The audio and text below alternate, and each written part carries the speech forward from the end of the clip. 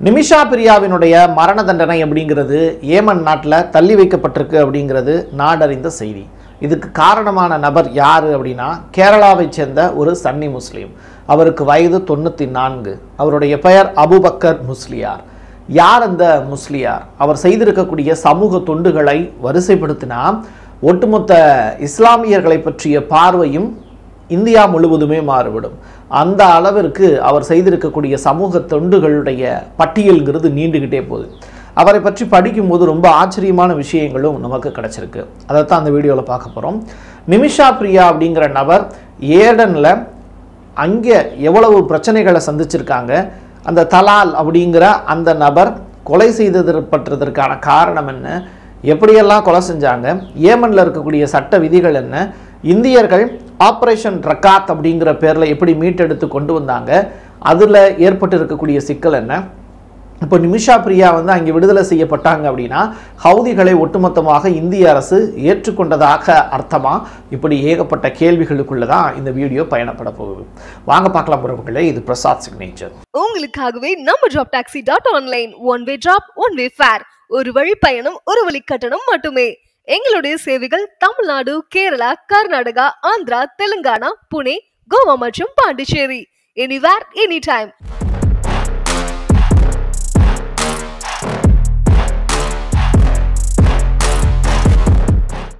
Kanthapuram AP Aboobacker Musliyar. இந்த பெயர் உண்மையிலேயே நம்ம எல்லாரும் வரலாற்றில் தெரிந்து கொள்ள வேண்டிய பெயர். நம்ம வாழக்கூடிய காலகட்டத்தில் ஏழைகளுக்கு உதவி செய்யணும் அப்படின்னு யாராவது நினச்சிங்கன்னா அதை பற்றி தெரிஞ்சுக்கணும். எப்படியெல்லாம் ஒரு மனிதனுக்கு இன்னொரு மனிதன் உதவி செய்ய முடியும். தான் பெரிய அளவில் குழந்தைகள் பெற்றுக்கொள்ளவில்லை அப்படின்னாலும் 25 குழந்தைகளை தத்தெடுத்து வளர்த்த ஒரு ஒப்பற்ற மனிதர் தான் இந்த அபுபக்கர் முஸ்லியார் அப்படிங்கிறவர். சுதந்திரம் அடைகிறதுக்கு, இந்தியா சுதந்திரம் அடைகிறதுக்கு முன்னாடியே இவரை பற்றிய பேச்சுக்கள் அப்படிங்கிறது பேச தொடங்கிட்டாங்க. 1931 இவர் பிறந்திருக்கார். இப்போ இவருடைய வயது 94. இன்னமும் தொடர்ச்சியாக மக்கள் பணியில் ஈடுபட்டுக்கிட்டு இருக்காரு அப்படிங்கிறது தான் ஆச்சரியமான விஷயம். காந்தபுரத்தில் போய் இவருடைய பெயரை சொன்னாலே அந்த அளவிற்கு மதிப்பும் மரியாதையும் இருக்குது. மரியாதை திரும்பிய நபரான இவர் தன் சார்ந்திருக்கக்கூடிய மதத்துக்காகவும் அந்த மக்களுக்காகவும் ஏகப்பட்ட நல்ல விஷயங்களை செஞ்சிருக்காரு. மதம் கடந்து 12,000க்கும் மேற்பட்ட பள்ளிக்கூடங்களையும் கல்லூரிகளையும் இன்ன வரைக்கும் நடத்திட்டு வரக்கூடியவர். ஒரு பெரிய ட்ரஸ்ட் ஒன்று ஃபார்ம் பண்ணி சூப்பராக ரன் பண்ணிக்கிட்டு இருக்காரு. இவரை பற்றி படிக்கும்போது இன்னும் ஏகப்பட்ட விஷயங்கள் கிடைக்குது. பட் அது எல்லாத்தையும் இவருடைய பெருமைகளாக நீங்கள் படித்து தெரிஞ்சுக்கலாம். அதோட நான் நிறுத்திக்கிறேன். இப்போது இந்த அபுபக்கர் முக்தியார் அப்படிங்கிற அந்த நபர் கிராட் முக்தி அப்படின்னு சொல்லிட்டு இன்னொரு பெயராலையும் அழைக்கப்படுறார். அந்த அளவுக்கு இவர் ஒரு மரியாதை திரும்பிய நபர் அப்படின்னு சொல்கிறாங்க. இவர் சன்னி முஸ்லீமினுடைய தலைவர். ஆனால் இவர் ஏமனில் இருக்கக்கூடிய ஷேக்குகளோடு சில பேச்சுவார்த்தைகள் நடத்தி நிமிஷா பிரியா அப்படிங்கிற அந்த பெண்ணுடைய மரண தண்டனையை நிறுத்தி வச்சிருக்காரு அப்படிங்கிறது தான் ஹாட்டான டாபிக். எதனால் இவரால் எப்படி அந்த விஷயத்தை செய்ய முடிஞ்சது? இந்தியன் கவர்மெண்டாலேயே பிளட் மணி கொடுத்தா கூட அந்த விஷயம் நடக்காமல் இருந்தது. அப்போது இவரால் மட்டும் எப்படி அது சாத்தியமாச்சு அப்படிங்கிற கேள்வி. Actually save Nimisha Priya international action council அப்படின்னு சொல்லிட்டு ஒரு டீம் நிறையா ஃபண்டு கலெக்ட் பண்ணாங்க. இந்த நிமிஷா பிரியாவுக்காக ஒரு பெரிய வேலை பார்த்துருக்காங்க. இந்த ஃபண்டு நியாயமாக திரட்டப்பட்டதா, இந்த ஃபண்டு எப்படி திரட்டப்பட்டது அப்படிங்கிற விவரம்லாம் நமக்கு தெரியல. அதுக்குள்ளே நான் போகவும் விரும்பலை. ஆனால் ஒரு பெண்ணினுடைய உயிரை காப்பாற்றணும் அப்படின்னு அவங்க அம்மா பிரேமா குமாரி அப்படிங்கிறவங்க பெரும் முயற்சி எடுத்தாங்க. அந்த அடிப்படையில் கிட்டத்தட்ட அவங்களுடைய போராட்ட காலங்கள் அப்படிங்கிறது மட்டும் பார்க்கும்போது 9 வருஷம். இந்த 9 ஆண்டு காலமாக அவங்களுடைய மரண தண்டனையை நிறுத்தி வைக்கணும் அப்படின்னு பெரிய குரலும் எழுப்பப்பட்டது. ரஷாத் அப்படிங்கிற அந்த நாட்டினுடைய அதிபர் அவர்கிட்டையும் ரெக்வஸ்ட் வச்சாங்க. அதுவும் நடக்கலை. அதற்கு பிறகு இப்போது இந்த அபுபக்கர் அப்படிங்கிற நபர் இந்த மரண தண்டனை நிறுத்தி வச்சிருக்காருன்னா இவர் எவ்வளவு வலிமை வாய்ந்தவர் ஏமன் நாட்டில் அப்படிங்கிறத நீங்கள் புரிஞ்சுக்கணும். சரி, இந்த மரண தண்டனை நிறுத்தி வச்சுட்டாங்க. அடுத்ததாக இவங்க தூக்கில் போட மாட்டாங்களா அப்படின்னு கேட்டால் அதற்குண்டான பேச்சுவார்த்தைகள் அப்படிங்கிறது நடந்துக்கிட்டு இருக்கு. கூடிய விரைவில் நல்ல பதில் எதிர்பார்க்கலாம். அது மரண தண்டனையாகவும் இருக்கலாம், இல்லை மரண தண்டனை கிடையாது அப்படிங்கிற செய்தியாகவும் இருக்கலாம். இது ஒரு பக்கம்.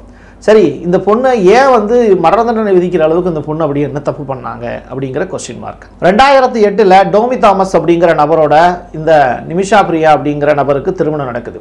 2011 இவங்க ஏமன்ல இருக்காங்க. அப்போ வந்து இவங்களுக்கு ஒரு பொண்ணு இருக்கு. 2011 கணவர் வந்து கேரளாவுக்கு வந்துடுறாரு. அதற்கு பிறகு இவங்க மட்டும் அங்கே தங்கியிருக்காங்க. 2014-15 ஒரு பெரிய போர் ஒன்று அங்கே நடக்குது. சவுதி அரேபியாவுக்கும் ஏமனுக்கு இடையில போர் நடக்குது. அதில் 3 பிரிவுகளாக பிரியுது. இதில் சனா அப்படிங்கிற ஏர்போர்ட் வந்து சவுதி அரேபியாவுக்கு போயிடுச்சு.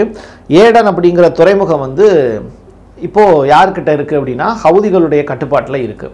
ஸோ இந்த ஹவுதிகளை பற்றி தொடர்ச்சியாக நம்ம வீடியோக்கள் போட்டுக்கிட்டு இருக்கோம். அவங்க அங்கே இருக்கக்கூடிய பழங்குடிகள் அப்படின்னு. நீங்கள் ஏமன் நாட்டினுடைய ஸ்ட்ரக்சரை முதல்ல நீங்கள் புரிஞ்சுக்கிட்டீங்கன்னா மட்டும்தான் நிமிஷா பிரியா எதற்காக தலால் அப்படிங்கிற ஒரு அந்த நாட்டினுடைய ஒரு பழங்குடியினரை ஏன் கல்யாணம் பண்ணாங்க அப்படிங்கிறது தெரிஞ்சுக்க முடியும். அப்போ இந்த தலால் அப்படிங்கிறவர் வந்து 2012 இவங்களுக்கு பழக்கமாகறாங்க. நிமிஷா பிரியா ஒரு கிளினிக் வச்சு நடத்துகிறாங்க. இவங்க ஒரு நர்ஸு. ஸோ எப்படியாவது அங்கே போய் பொழப்பு நடத்துனாங்கன்னா நல்லா காசு கிடைக்கும் அப்படிங்கிறதுனாலையும் குடும்பத்தை காப்பாற்ற முடியுங்கிறதுனாலையும் கணவரை பிரிஞ்சு அங்கே இருக்காங்க.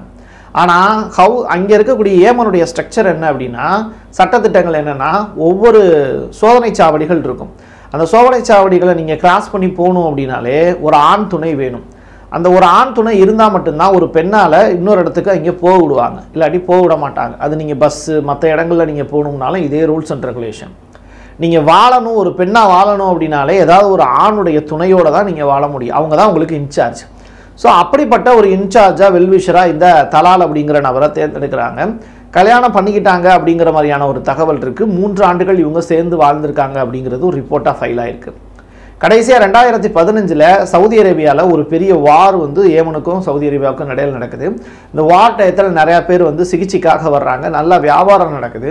அந்த டயத்தில் வந்து இந்த நிமிஷா பிரியாவுக்கும் இந்த தலால் அப்படிங்கிற நபருக்கும் பிரச்சனை ஏற்படுது. பிரச்சனை ஏற்பட்டதுக்கு பிறகு அது கேஸாகவும் ஃபைல் செய்யப்படுது. 2 பேரும் வந்து சிறை தண்டனை விதிக்கப்படுது. அதற்கு பிறகு ஜாமீனில் வெளியில் வர்றாங்க. அங்கே இருக்கக்கூடிய ஜெயிலர் இவ்வளோ பிரச்சனை இவன் பண்ணுறான், இவனை போட்டு தள்ளிட்டா என்னமா பிரச்சனை, என்னை போட்டு தள்ளிடுமா அப்படின்னு சொன்னதாக ஒரு தகவல். இதை அடிப்படையில் இதை கேட்டுட்டு அந்த ஜெயிலர் சொன்னதை கேட்டுட்டு நிமிஷா பிரியா என் பாஸ்போர்ட்டை கொடுத்துட்டு நான் ஊருக்கு போகிறேன் அப்படின்னு கேட்டிருக்காங்க. ஆனாலும் அந்த கிளினிக்கில் இருக்கக்கூடிய பணத்தை பூரா வந்து தலால் வந்து சுருட்டிக்கிட்டாரு. ஸோ கஷ்டப்பட்டு வந்து உழைச்ச பணம் வந்து தலால் வந்து எடுத்துகிட்டு போகிறாரு அப்படின்னு சொல்லிட்டு அவரை தட்டி கேட்டிருக்காங்க. நம்ம ஊர் பிள்ளையில அதனால் கேட்டிருக்காங்க. கேட்டதுக்கு நிமிஷா பிரியாவுக்கு அவர் எதுவும் பதில் சொல்லலை. நான் அப்படித்தான், என்னால் தானே நீ சம்பாதிக்கிற, இந்த ஊரில் நீ என்னால் தானே சம்பாதிக்கிற அப்படின்னு அவர் சைடில் ஒரு விஷயத்த சொல்லியிருக்காரு. அதனால் உழைச்ச பணம் போகுதுன்னு சொல்லிட்டு நிமிஷா பிரியா அந்த ஜெயிலர் சொன்ன விஷயத்தை அப்ளை பண்ணி பார்க்கலான்னு சொல்லிட்டு அந்த தலாலுங்கிற நபருக்கு ஊசி போட்டு மயக்கம் ஊசி போட்டிருக்காங்க. அவங்க நர்ஸுங்கிறதுனால மயக்க ஊசி போட்டிருக்காங்க. மயக்க ஊசி போட்டதற்கு பிறகு அவங்க உயிரோடையே வச்சு வெட்டினாங்களா இல்லை இறந்ததுக்கு பிறகு அந்த உடலை வந்து வெட்டினாங்களாங்கிறது தெரியலை. ஆனாலும் உடம்பை வந்து பார்த்திங்கன்னா பல துண்டுகளாக வெட்டியிருக்காங்க, தண்ணீர் தொட்டியில் போட்டிருக்காங்க. இது எல்லாமே 2015 காலகட்டத்தில் நடக்குது.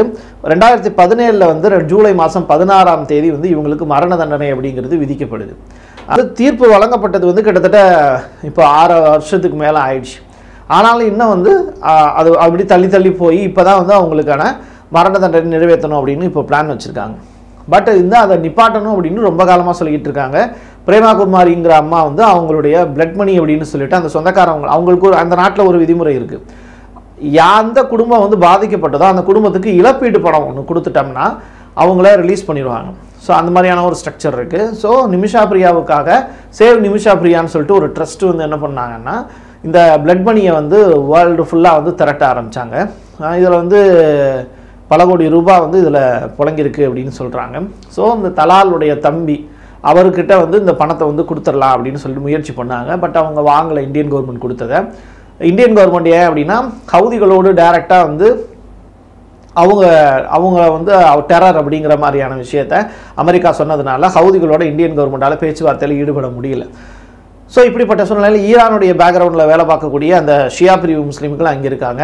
சன்னி பிரிவு முஸ்லீம்கள் வந்து கொஞ்சம் பேர் இருக்காங்க. நீங்கள் இந்தியர்களுடைய 2வது தாய் வீடு எதுன்னு கேட்டிங்கன்னா ஏமன் தான். ஏன் அப்படின்னா ஈரானுடைய ஷியா முஸ்லீம்கள் அதிகமான அளவில் நம்ம இந்தியாவிலேயே வாழ்கிறாங்க. இவங்க தன்னுடைய அம்மா வீடு அப்படின்னு நினைக்கிறது வந்து ஏமன் தான். ஏன்னா அங்கே தான் இவங்களுடைய சொந்தக்காரங்களாம் நிறைய பேர் இருக்காங்க, அதுவும் கேரளாவில். ஸோ நீங்கள் ஒரு பீரியடில் ஆப்ரேஷன் ரகாத் அப்படின்னு சொல்லிட்டு ஒன்று நடந்தது. அதில் ஏமனில் இருக்கக்கூடிய இந்தியர்கள் எல்லாம் வந்து இந்த சவுதி அரேபியாவோடு நடந்த போகிறப்போ 2015 நடந்த போகிறப்போ மீட்டு கொண்டு வந்தாங்க. அதில் சாமுவேல் அப்படிங்கிற ஒரு நபருடைய பெரும் முயற்சியால் தான் இந்தியர்கள் ஒரு 5960 பேர் மீட்டு கொண்டு வரப்பட்டாங்க. இன்னமும் ஆனால் ஏமனில் இருக்கக்கூடிய நம்முடைய இந்தியர்கள் அங்கே நிறையா பேர் வாழ்கிறாங்க, அங்கேருந்து வரமாட்டுறாங்க போர் நடந்த காலகட்டத்தில் கூட. ஏன் அப்படின்னா அங்கே இருக்கக்கூடிய போருங்கிறது அவங்களுக்கு ஒரு சாதாரண விஷயமாயிடுச்சு. அங்கே தான் வந்து அவங்க வாழ்கிறதுக்கு தேவையான மணி கிடைக்குதுங்கிறதுனால அங்கேயே இருந்துடுறாங்க நிறையா இந்தியர்கள், வரமாட்டுறாங்க. இதுதான் அங்கே இருக்கக்கூடிய சுச்சுவேஷன்.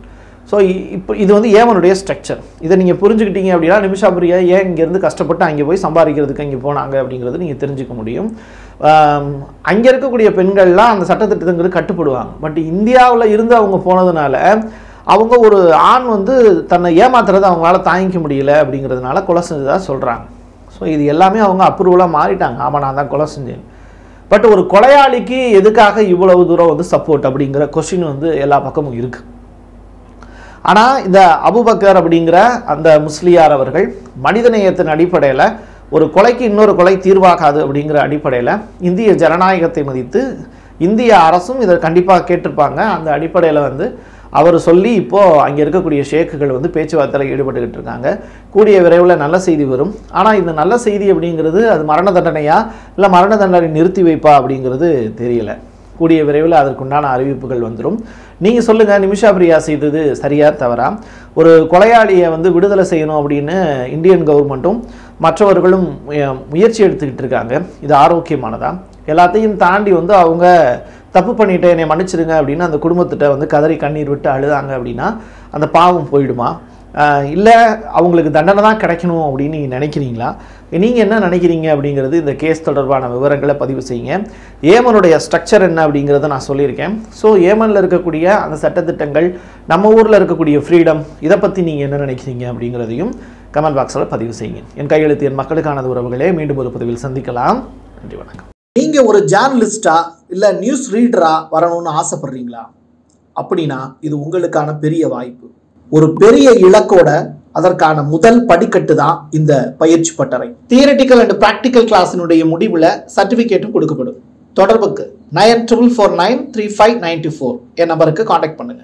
நீங்கள் நம்ம சேனலுக்கு விளம்பரம் கொடுக்க விருப்பப்பட்டீங்கன்னா 94493594 இந்த நம்பருக்கு காண்டாக்ட் பண்ணுங்க.